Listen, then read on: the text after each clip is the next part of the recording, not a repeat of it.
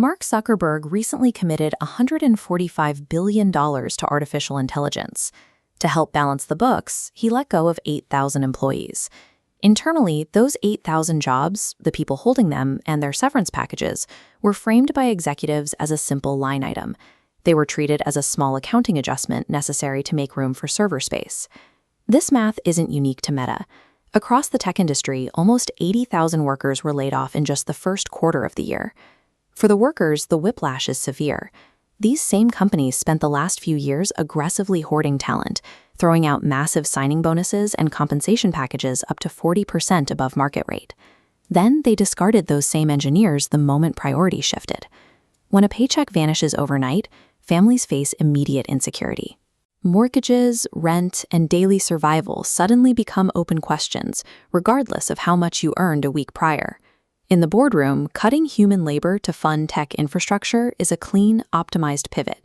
On the ground, it is a sudden collapse of stability. The official narrative being sold to Wall Street is one of efficiency. Tech giants claim they are eliminating human roles because new artificial intelligence models are actively taking over those jobs and executing them perfectly. But Silicon Valley has a long history of running an extract and discard playbook. They hire the brightest people they can find, extract a few years of quick progress, and then drop them to chase an unproven trend.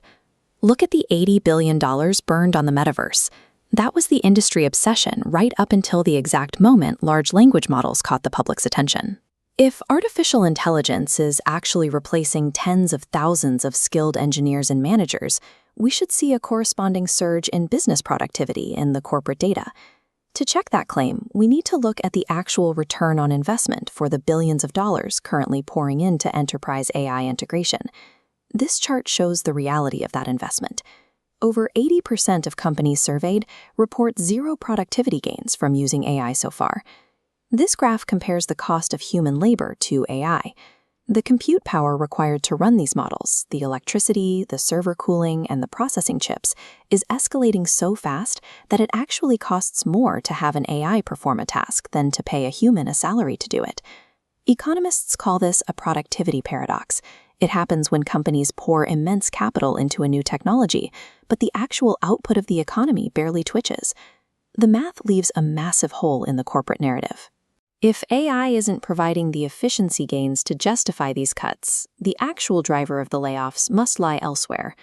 The real explanation requires us to look past the algorithms and examine the corporate culture driving these decisions.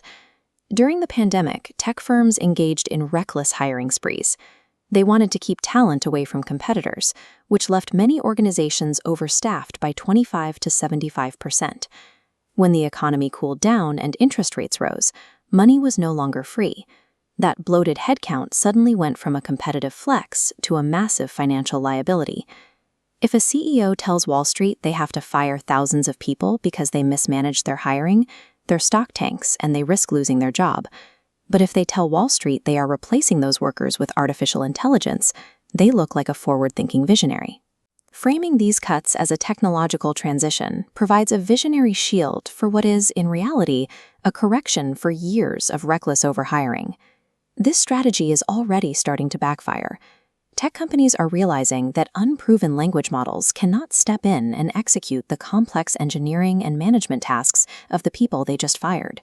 There is now a quiet trend of these exact same companies being forced to rehire their former employees, often as contractors, just to fix the operational gaps left by failing AI. The executives making these decisions operate largely insulated by ownership structures that mean they can't be fired. They function like modern robber barons, making choices inside a hallucinated reality shielded from consequence. You have the very real, tangible destruction of 80,000 human livelihoods weighed against a totally unproven $145 billion bet on an algorithm. Ernest, this wave of job losses exposes a culture where executive gambles are subsidized by the livelihoods of the workers, regardless of whether the technology